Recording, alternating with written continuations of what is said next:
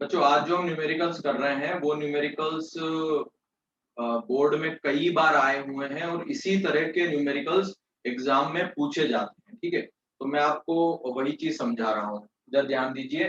ये क्वेश्चन दिया है, इसमें हमको करंट और वोल्टेज निकालने के लिए कहा गया है। ठीक है, तो देखिए करंट निकालने के लिए मतलब हमको बोला गया है बच्चों कि एमीटर की रीडिंग क्या होगी, वोल्ट मीटर की रीडिंग क्या होगी। तो दिस इज एमीटर की रीडिंग मतलब क्या हो जाएगा बच्चों, करंट, और वोल्टमीटर की रीडिंग मतलब क्या हो जाएगा प्यारे बच्चों, वोल्टेज। ये सबको क्लियर है? ठीक है, अब आप समझिएगा बच्चों इसमें कैसे निकालेंगे। तो सबसे पहले आपको मैंने जैसा पहले बताया कि एमीटर का रेजिस्टेंस बहुत कम होता है, तो इसका रेजिस्टेंस बहुत कम होता है, और जो वोल्टमीटर है इसका रेजिस्टेंस बहुत हाई होता है। ठीक है, तो यहाँ पर लगभग की करंट नहीं जाएगा, लगभग करंट यहाँ पर नहीं जाएगा, बहुत माइन्यूट करंट जाएगा, दैट जो कि हम नेग्लेक्ट कर सकते हैं। ठीक है, यहाँ तक आपको समझ में आया? ठीक है, यहाँ से करंट फ्लो होगा, करंट आई, यहाँ तक क्लियर है सबको? ये पॉजिटिव टर्मिनल ऑफ बैटरी है, तो यहाँ से करंट फ्लो होगा। ठीक है, अब आप देखिए जैसा मैंने आपको बताया यहाँ पर मिनिमम करंट जाएगा बहुत ही कम। ठीक है, तो बच्चों ध्यान से समझिए, एक दो, दिस इज 12 ओम रेजिस्टेंस बच्चों, तो ध्यान से समझिए 5, 8 और 12 ये तीनों काय में कनेक्टेड हो गए बच्चों, तीनों काय में है सीरीज में, बिकॉज करंट देखिए यहाँ पर भी उतना ही है, यहाँ पर भी उतना ही है, and in this also actually ये डिवाइड हो रहा है। पर जैसा मैंने आपको बताया वोल्ट मीटर का रेजिस्टेंस बहुत हाई होता है, मतलब करंट बहुत कम जाएगा, मतलब ऑलमोस्ट इस बारे में सीरीज सर्किट है। ये कौन सा सर्किट है डियर स्टूडेंट्स? Series circuit. तो सीरीज सर्किट को समझ में आ गया, वोल्ट मीटर का रेजिस्टेंस बहुत हाई है तो बहुत ही कम करंट जाएगा, तो हम उसको नेग्लिजिबल मानते हैं। हम मानते हैं बहुत ही कम करंट जा रहा है, मतलब पूरा का पूरा करंट इसी में फ्लो हो रहा है। यहाँ तक क्लियर है सब बच्चों को? अब देखिए हमने इसको हम कैसे रिड्यूस कर सकते हैं डियर स्टूडेंट्स। तीनों का रेजिस्टेंस कितना होगा? 12 प्लस 8, सीरीज में रेजिस्टेंस 8 हो जाता है, 12 प्लस 8 20, 20 प्लस 5 25, और ये हो गया बच्चों 6 वोल्ट, ये हो गया आपका 6 वोल्ट, तो ये हो गया प्लस, ये हो गया माइनस, यहाँ से ये करंट गया। यहाँ तक क्लियर है बच्चों? एनी डाउट बोलिए। तो बच्चों देखिए यहाँ से ये हुआ करंट, तो समझिए V इज इक्वल टू क्या हो गया प्यारे बच्चों, I इंटू आर। तो V कितना है हमारा 6 वोल्ट, तो 6 इज इक्वल टू कितना हो जाएगा, हमको यहाँ से करंट निकालने की कोशिश कर रहे हैं, रेजिस्टेंस कितना हुआ 25, तो I इज इक्वल टू क्या हो गया 6/25, तो कितना आंसर आ जाएगा 6/25 आप निकालोगे तो देखो जरा।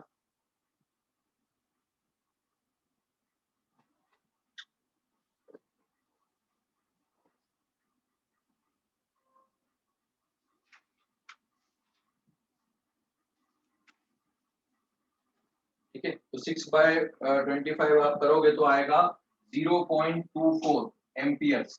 यहाँ तक क्लियर है बच्चों? बोलो एनी डाउट? ठीक है, तो यहाँ पर आ गया ये। अब आपसे ये भी पूछा है कि ये वोल्टमीटर में कितना होगा, इस वोल्टमीटर की रीडिंग क्या होगी। तो मेरे को एक बात बताइए बच्चों, वोल्टमीटर मतलब क्या होगा, इसके क्रॉस का वोल्टेज 12 ओम के क्रॉस का वोल्टेज। अब V इक्वल टू क्या होता है प्यारे बच्चों, I इंटू आर। तो I कितना फ्लो हो रहा है इसके अंदर, अभी हमने निकाला, इस पूरे सर्किट में कितना करंट फ्लो होगा 0.24, तो ये हो गया 0.24 इंटू रेजिस्टेंस, कितना रेजिस्टेंस है बच्चों 12। तो अगर आप इसका मल्टीप्लाई करोगे तो आपको किसके वोल्टमीटर की रीडिंग आ जाएगी। ठीक है, इज इट गेटिंग क्लियर और नॉट भव्य, आराम से। तो ये कितना आ जाएगा 2.88 वोल्ट। यहाँ तक क्लियर है प्यारे बच्चों? बोलिए, यहाँ तक क्लियर है प्यारे बच्चों? ठीक है, तो ये हो गया 12 वोल्ट के अक्रॉस का रेजिस्टेंस वोल्टेज, समझ में आया 12 ओम के? एनी डाउट बोलिए, इसको आगे चलूं, बोलो जल्दी से फटाफट इस क्वेश्चन में आगे चलूं, बोलिए प्यारे बच्चों जल्दी। एनी डाउट तो रेज हैंड कर दो, रेज हैंड है।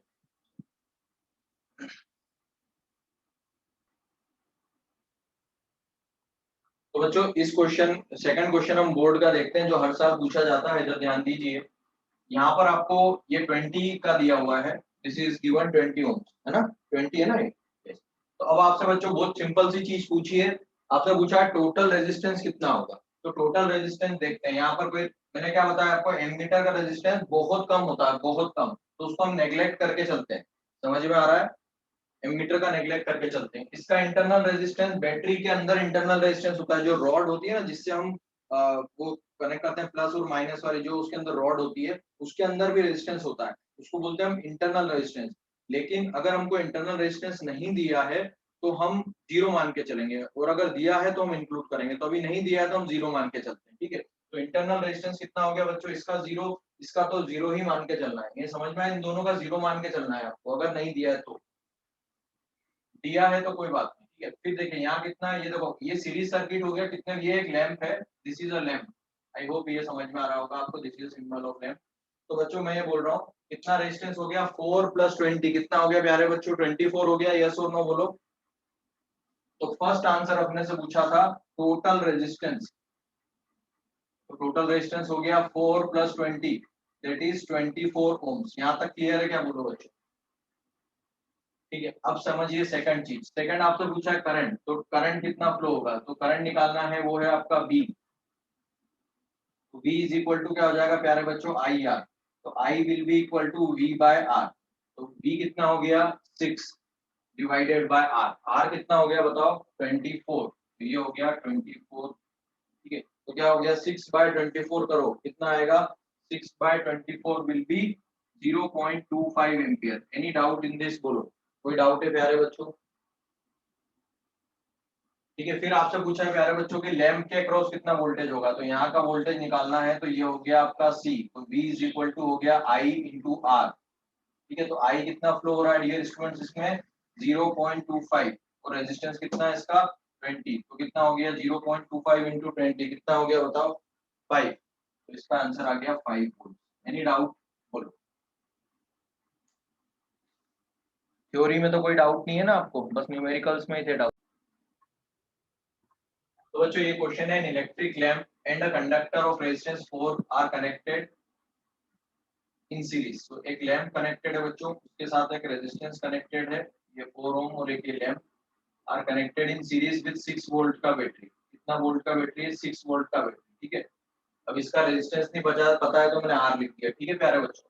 Now the current drawn by the lamp, the current drawn by the lamp, मतलब यहाँ से जो करंट जा रहा है वो कितना प्यारे बच्चों 0.25 एम्पियर, ठीक है। तो अब हमको निकालना है dear students, we have to calculate, ये हो गया प्लस, ये हो गया minus, we have to calculate the resistance of the lamp. यहाँ तक क्लियर है प्यारे बच्चों, बहुत सिंपल सा क्वेश्चन है ना।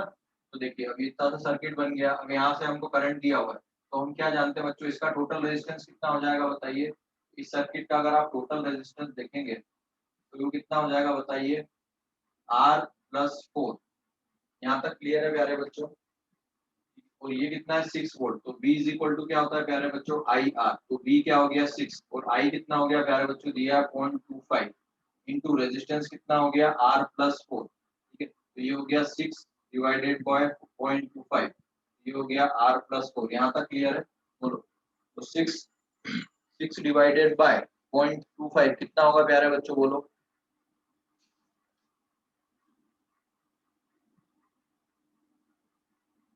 6 डिवाइडेड बाय 0.25 होगा 24, तो 24 इज इक्वल टू R+4, तो R will be equal to 20।